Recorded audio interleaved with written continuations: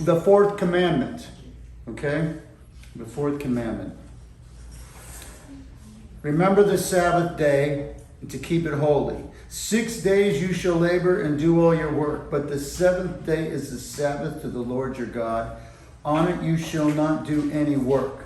You, your son, your daughter, your male servant, your female servant, your livestock, the sojourner who was within your gates. For 6 days the Lord made the heaven and the earth, the sea, and all that is in them, and rested on the seventh day. Therefore the Lord blessed the Sabbath day and made it holy.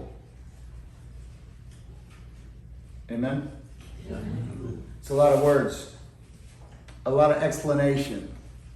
Sabbath is a big deal, and I think the Sabbath's a big deal because it's a day of rest is how we interpret that, okay? And let's be honest, our society does not rest well. I think we work 163 more hours a week than used to, maybe 2 or 3 decades ago. We just have become workaholics. In Europe, it's normal to take a month off for their vacation. 6 weeks. If you have 8 weeks in your portfolio to take off, you go off 8 weeks. For us, I have the weeks to take off, but I'm not gonna take them off because I got stuff that has to be done, has to be accomplished, so much so that it defines who we are. Okay. Everybody feels rushed. I'm always in a hurry. My children were going somewhere and I'm driving fast. Why? I don't know. I'm always in a hurry. If you get stopped at a couple of red lights, maybe we could talk longer. Oh, that's right. We got together to talk. Okay. So I'm just automatically always in a hurry. It's kind of weird. And even in our personal lives, we're going to go to the park, one of the theme parks, or, we have such a large selection of Netflix movies. I was sitting listening to somebody else's conversation and they were talking about, have you seen this series? Yes, that series. And it must have gone through 9 different series. And the other person said yes. And I asked my wife, have you seen any of these series? And she said all of them. And I'm thinking, I don't see any series, I don't even know why we have television. And so playtime, there's just lots of pushing into our playtime as much as we can. And let's just be honest, all of this stressful lifestyle does take its toll on our health. Remember when you used to work and now you're busier than when you used to work, when you get retired? Yeah. It's just so wild. I don't know how you do that. Okay? And it happens, I guess. And so the fourth commandment comes along. Take the Sabbath day. And it's kind of most controversial because the Sabbath originally was a Saturday. We take the Sabbath on a Sunday because of the resurrection of Jesus Christ. He reset everything. And so we do it Sunday, but there are folks who say if you're not doing it Saturday, you are sinning. And there's a controversy depending on which denomination you talk to about this. People who work on Sundays, we have to take a different day off. And so, it's all weird. And it's kind of intriguing because there's 2 lists of the 10 commandments. They're all the exact same except for the fourth commandment. In the fourth commandment, you have all those words, because God delivered you out of Egypt, part of the Red Sea, and brought you to Mount Sinai, okay? There's the whole Egypt angle is the second one. Okay, I'm sorry, I got ahead of myself. The first one is God did all this creation, and then he rested, and therefore, as I rest, you rest. The second one is delivered 40 years later, and it has a different angle. It's to remind you what happened. I saved you, and I've given you this calling that this is how you're supposed to behave. You're supposed to rest like me. And there's this angle of be like me that I really like. So one is, here's God who makes creation, he rests. The second one, I saved you, and therefore part of this is resting. And I think I want to get into this a little bit in a moment because, he saved these guys as slaves who never had a day off. And now, welcome to a brand new lifestyle. You have a day off. Okay? And it's kind of funny. It says remember. And remember, it doesn't just mean call to memory. It's to commemorate, throw a party, celebrate. The Sabbath is actually not a solemn experience. It's a party. If you've ever been to Israel, and by the way, we are going to invite anybody who wants to go to Israel to a trip in March. Okay, so something to think about. When you're there, if you're there on a Friday night, the world stops and everybody finds a place to have a big meal with everybody else, and there's a celebration. The men honor their wives verbally, and then the wives get up and serve them and take away the dishes. It's kind of what I was hinting at on Sunday. We say all the lovely words, and the wife does all the lovely work. But anyways, I digress. That's another sermon. It's the Sabbath is supposed to be a celebratory something, okay? And it's holy means set apart. This day is different. Okay? This is our day. Wow. So God wants a day. Now your boss wants at least 5 days, your spouse wants another day, and God wants a day. Okay? Suddenly this becomes, we allow it to be something it's not supposed to be. Resting in his presence. Remember the blue laws? I'm just old enough to remember that, when I was in New Jersey, they still had some blue laws. If you went to the shore, not to the beach, you went to the shore, okay? And they had the blue laws, and you couldn't buy alcohol or other certain things because, keeping the Sabbath. Kind of cool. Cargoes couldn't be open either. And so what's kind of fun is God, when he's going through the Sabbath, he breaks it down. You're not supposed to work. Your children aren't supposed to work. Your animals aren't supposed to work. The foreigners in that live within you aren't supposed. Nobody works. Okay? The entire Jewish economy came to a stop.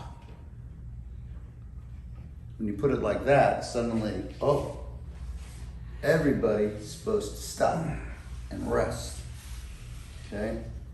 And if you think about it, the first 3 commandments are about God, the last 6 are about humanity, and the 4th is this hinge, the 4th commandment. It hinges up towards God, and it hinges back towards everybody you live with, community. Okay? So it's a God-humanity hinge that happens on the Sabbath. And we were talking about this a little bit, and people were saying, well, it's where you worship, it's where you get alone with God. I'm like, no, it's not to get alone with God. Everybody, the community, took the Sabbath together. Okay? It's got the vertical dimension, it's got the horizontal dimension, it's a community experience, because a lot of people in today's society worship God in their own way, on their own time. They don't bother with church anymore. We thank them that they tune in online, but for the most part, I remember when I did my doctoral research, there was 90 million Christians that did not go to church. And that was, when did I do that? In the 90s, right? So you can imagine how many more Christians don't go to church, and especially now after COVID, oh my goodness, okay? And it's a lot of fun for me because people who don't go to church will show up in church and go, wow, I had no idea that I was missing. There's something intangible when you tangibly show up in church that happens, okay? I hope I'm making somebody feel bad online, okay? And there's also something else that's happening too, and that's You know, the wealthier folks didn't do any work, and the slaves did all the work, and God's saying, everybody's going to stop. It doesn't matter what part of the class system you live in, everybody stops. You're all equal when it comes to being with me. Okay? Now, as I mentioned, in Exodus, it's the God who created the universe in 6 days. He rested, and he tells us we're supposed to rest. And basically, God is doing something really powerful here. He goes, I created, and then I stopped, and I just examined my creation. And I want you to stop and examine me and my creation. All right? And basically, he's saying, I own your time. He gets to determine your time. And you know, if you ask me, can you help me with this problem? How much money can I give you? You know, well, it's going to be about 3 hours. Okay, let me give you $100 so you can talk to my therapist because I just saved 2 hours by paying for you to talk to someone. Do you see? I'm making a joke, but you see what I'm saying. We examine. Our time is so important to us, and he's saying, I own your time. I'm your creator, and I want time for you and me to be together. What's fascinating is before Exodus, God does all of his creation. There's no Sabbath for Adam and Eve that we know of. However, Cain and Abel did bring an offering. So for anybody who says, well, I don't have to worship God, or the first family worship God. Okay? Abraham doesn't seem to have any commandments to, keep the Sabbath. But once God stepped in, saved the Israelites from slavery, he puts this law into place. Okay? And he wants it to be a time set apart. Why? Again, these folks are slaves. They're used to being dominated and subjugated and humiliated, and their time was not their own. And so God's saying, the first thing I want to establish is you prioritizing yourself, rest, and me. There's a rhythm that God put into life. You got the 6 days of work, and then you rest. And you see it in the seasons, you see it in the tides. You see there's God has his own rhythms with life. And I think we honor that rhythm when we live in that harmony of honoring him. When we don't, okay, we're stepping outside of the structure of the universe. And things start to break down physically. Have you noticed when you don't take a day off for weeks on, months on, years on end, what happens? You start to break down physically. One season I preached 104 Sundays in a row. And then I went on a 2-week vacation. And on my 2-week vacation, I got a text from somebody who says, I'm angry that you're not here. And I'm like, wow. Okay. They were mad. And I'm like, well, but I'm on a cruise. I can't do anything about it. I'm in the middle of the Atlantic right now. And I'm sure if they had the money, they would have flown me back so that I could be here on Sunday. Just wow. And it was not like, oh, poor me. It just that I figured this out after the fact. Like, wow, it's so easy just to work and to dive in, but you get exhausted emotionally. You have breakdowns in relationships. You mismanage things. There's the spiritual breakdown where you've got to be in his presence. It's the hardest thing is not, when you have to stop, and my wife will do that to me. You're going to stop right here, right now. And I'm okay. What do we do? And that's the point. Nothing. And you're like, oh my goodness. How do you do nothing? Well, actually, when you practice it, suddenly I come back feeling like I wasted time, and people say, I can see an improvement in your preaching. What do you mean? You just seem more rested. Wow. My mind isn't just keep going. I had to stop and put it in neutral and rest it for a while. And it's interesting how many thoughts move in and out of your head, productive thoughts, when you're not trying to force your thinking. Okay? And I think when you and I renew ourselves once a week, this is so important. And that's what God has in mind. To stop and reflect. Let's count the blessings. Let's look at the problems. You know, last weekend when my wife and I were resting in the Gulf, holding on to our floaties, we had this spiritual conversation. He said, do you notice how the Lord answers all your prayers? And it's like, wow. And that doesn't mean you get everything you want. It means he's involved with everything you ask and bring up. Sometimes no is the best answer. But there's a redirection, there's an involvement, there's an engagement. And yes, when you stop and take the time to be in his presence, he speaks to you. You know, you recharge your batteries. You're reconnecting your relationships. You join God's people in worship. And wow, this is what he has in mind. You know, when you stop for Sabbath, you do the community meal. You don't have to, you can stay up late. You can invest in conversations. You enter into worship with God.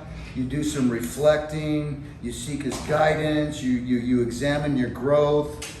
Okay, you can do this at the beach. You can do this in the mountains. You can do this in the park. You can do this in your favorite room. How many of you have I don't want to see hands, but how many of you have a prayer chamber, a spiritual spot in your house where you go and meet with God? So important. You know, I used to have a place, and then my wife rearranged the furniture. And she changed my prayer spot. And it took me a long time to figure out, you know, what to do, because she took away my prayer spot, you know. And, you know, she didn't do it intentionally. She, you know, guys, whenever she moves the furniture, she's frustrated about something with you, okay? I figured that out. But when you're evaluating your life direction, and you're setting goals, and you're aiming at something, or you're choosing to let something go, wow. How do you let something go without stopping and evaluating it and measuring how much energy you're putting into something that isn't going forward and hasn't been going forward for a long time? You figure all this kind of stuff out when you stop being in motion. Okay? And God's making a really important statement here. He's saying our relationship with God is far more important than what you do for a living. I want you to stop working and making money so that you can reflect on me, the one who provides for you. And I think, like, Chick-fil-A is not open on Sundays, right? And they seem to have a thriving business. Number one in the fast food. Number one in the fast food. So think about this. I'm going to take a day away when nobody's working and everybody would like to go. And I'm number one in fast food. All they're trying to do, honor the Lord. Be with your families, they say. Okay? And God's saying your work doesn't define you. The Sabbath defines you. I want you to respect this rhythm, because your ability to earn a living actually depends on God's blessing. And when it says in Samuel, I will honor those who honor me. And you stop and honor him. Wow. Amazing.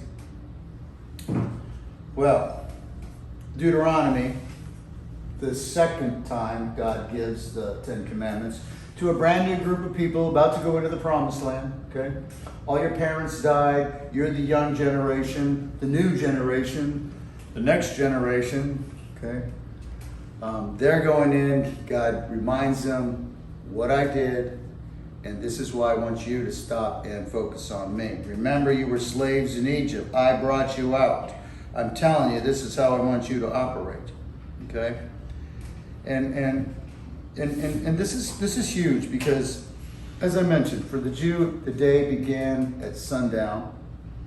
And what's intriguing is they had weekly Sabbaths, monthly Sabbaths, seasonal Sabbaths, feast days, and there's all these days that God has put into your life. You are going to have a holiday on this day. You are going to have, a reason to stop once a week. You are going, he just seems to create a moment for you to stop and engage him.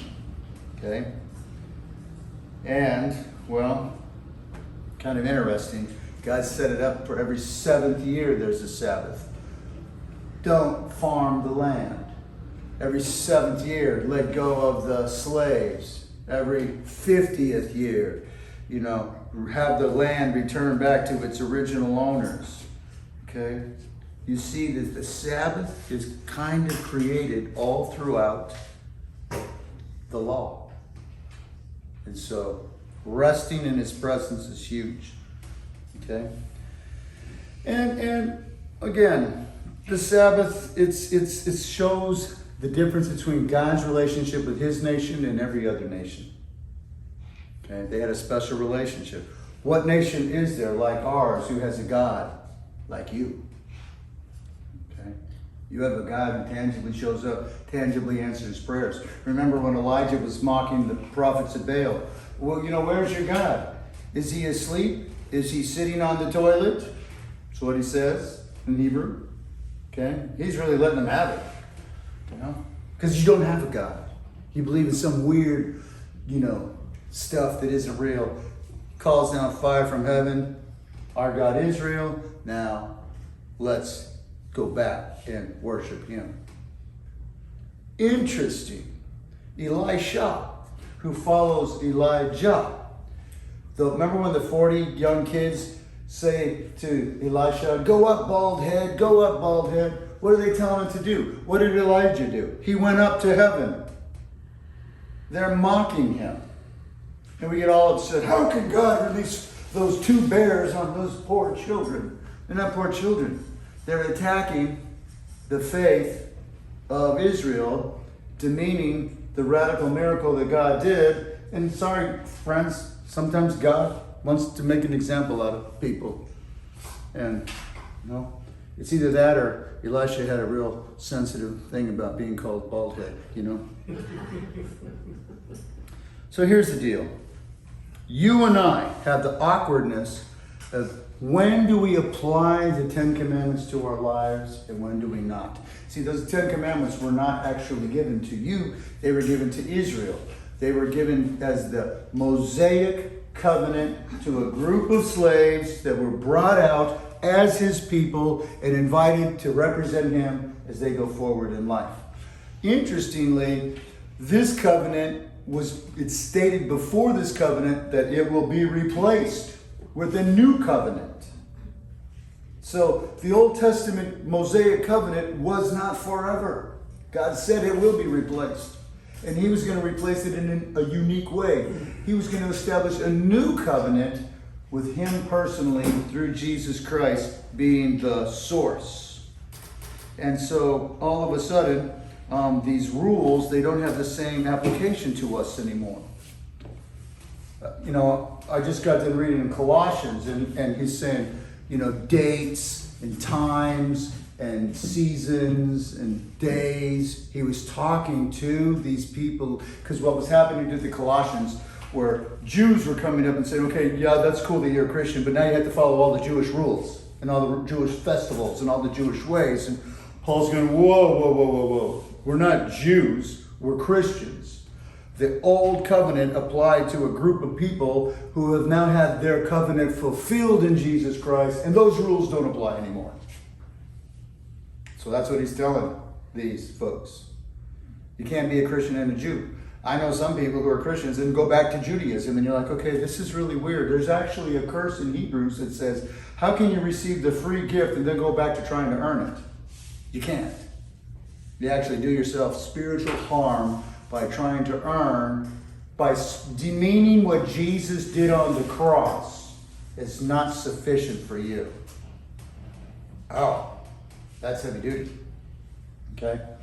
And you know, back in Jesus' day, they would rough them up. You know, the disciples would be going through a field and they'd see a piece of grain and they'd take the head of the grain and get the, you know, the heads of the grain and chew them, you know, the way you and I might chew something. And you're doing something on the Sabbath you're not allowed to do. They had created 39 laws of things you were not allowed to do on the Sabbath.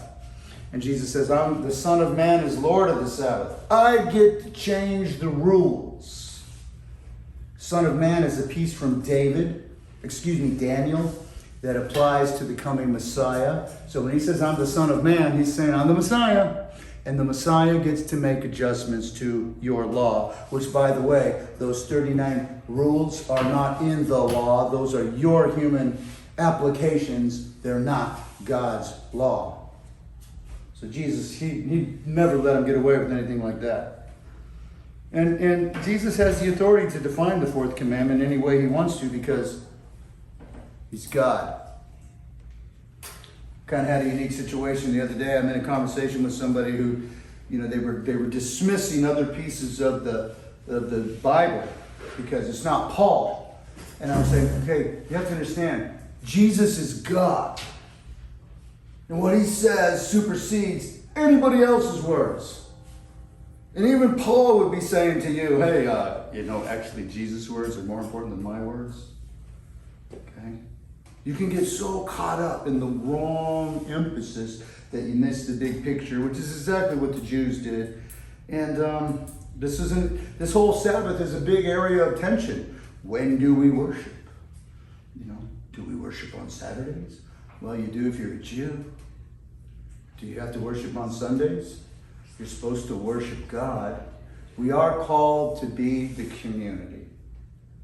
And I think back in the New Testament days, they got together just about every day at somebody's house churches, and they had meals, and they shared their faith, and they taught and prayed, and their life groups had a lot more life than we do once a week at 7 to 8:30. And I need you to go at 8:30 because, you know, I got to put the kids down, and, you know, my favorite TV program comes on at 9, and I need a half an hour to clean up, okay? I've actually been part of life groups, and that was how it worked. You know, you're like, okay, that's not the way a life group's supposed to work. You're supposed to feed me after the meal and invite me to watch the show with you, okay? So here's the deal. What do we do with all this? We no longer hold on to the Sabbath because Jesus fulfills the Sabbath laws. I want you to understand that everything that was required in the Old Testament from us, Jesus fulfilled. There is no place in the New Testament that says we're supposed to carry out the Sabbath. Shocking to me. I went looking for it. It's not in, there is in Hebrews 10:25. Do not forsake the gathering. Okay? But all the other commandments are reaffirmed in the New Testament except for this one. Now, why would that be? Well, first of all, the Old Covenant, it marks the end of God's requirements to observe the laws because Jesus is the fulfillment of the law. Right? Jesus, he's the guy that did what we couldn't do, lived the life we were supposed to live, died the death we were destined to die. Okay? So, for Christians, whether it's Saturday or Sunday or Friday, we get to worship God whenever we want to. We chose Sunday because that was when Jesus rose from the dead. That's the center focus of our faith. He's alive. We worship him on Sundays. This is the beginning of our week. Okay? And this is how it turns out. Okay? It wasn't until 321 AD that the Roman Emperor Constantine proclaimed Sunday as a day of rest. Okay? And that's when it happened. Okay? But I want you to hear the power now. The Sabbath law finds complete and total fulfillment in Jesus. Now, what do I mean by that? There's places in Hebrews that talk about God gets frustrated. They will not enter my rest. And what happens in rest? Friendship, conversation, reflection, worship. All this amazing interaction occurs between you and God when you worship. And the folks in the guys that were invited from Egypt to go into the promised land, you don't get to enter my rest. No. You didn't believe me. You dragged your Egyptian gods along the journey I provided for you, and you still held on to them. You guys, everybody dies in the desert. Okay? You don't get to have fellowship with me. Moses modeled what fellowship with him could look like, but they didn't take that. But then it says in Hebrews 4, 9 and 10, there remains then a Sabbath rest for the people of God. For anybody who enters God's rest also rests from his own work, just as God did his. And work's an important term here, and I'll tell you why. God's inviting us to enter into his rest because what is our life all about? We're working to get an audience with God. We're striving to get a prayer answered. We're doing our best to appease this God that he says, my work for you, the work of creation and the work of salvation is what I'm providing for you. Okay? You can't earn your way with God. Okay? Jesus is the eternal Sabbath rest. Okay? Everything that you experience of God comes through believing in what he did for you through Jesus on the cross. I'm using too many words to say something really important. Jesus gives us access to rest with God. Jesus is the work of God, and we stop and embrace him. Worship is embracing his work and stopping to enjoy what he's provided for you. This is heavy duty stuff, okay? The Sabbath blessing, God offers us an eternity of restful security. So, this is what is in mind with the Sabbath. Now, again, I hate to proclaim this because then people say, are you saying to me that I don't have to go to church on Sundays anymore? I had somebody say that earlier. I said, yes. There are those lazy Christians who, think more of themselves than worshiping God, that will see this as a loophole to sidestep worship, but that's not the point. The point is, what the Sabbath was supposed to do is be a place where your soul and your relationship with God get nurtured. And your life stops and recognizes God is my source. He's my provider. He takes care of me. Doesn't matter if I'm at the top of the food chain or the bottom of the food chain. I have equal access to God. That's the Sabbath. And Jesus is the one who brought the Sabbath and its true meaning into application for you and me. Okay? So, supposed to still come to church. Okay? But here's the deal. It's kind of like when you were a kid and you had to do something, and then you grow up and I get to do something. You mature into understanding the value of being in the presence of God, the answered prayers, the experience. Sabbath actually means to stop and cease. And doesn't that say that in Psalm? Stop and know that I am God. Be still and know that I am God. That's the Sabbath. And Jesus is our Sabbath. Amen.